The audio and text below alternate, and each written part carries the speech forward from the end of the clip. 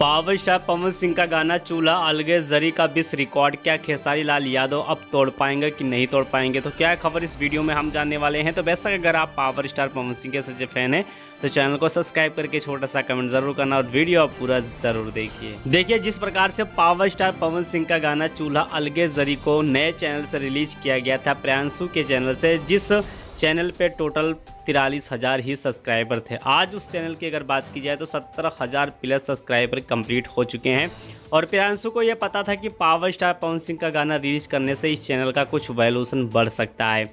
दूसरी सबसे बड़ी अपडेट आपको बता देना चाहता हूं कि खेसारी लाल यादव का इस बीच में कोई गाना रिलीज नहीं किया गया, लेकिन क्या इस बीच में अगर खेसारी लाल यादव का कोई गाना रिलीज हुआ होता तो क्या पावर स्टार पवन सिंह के गाना चूल्हा अलगे जरी का रिकॉर्ड तोड़ पाता कि नहीं तोड़ पाता?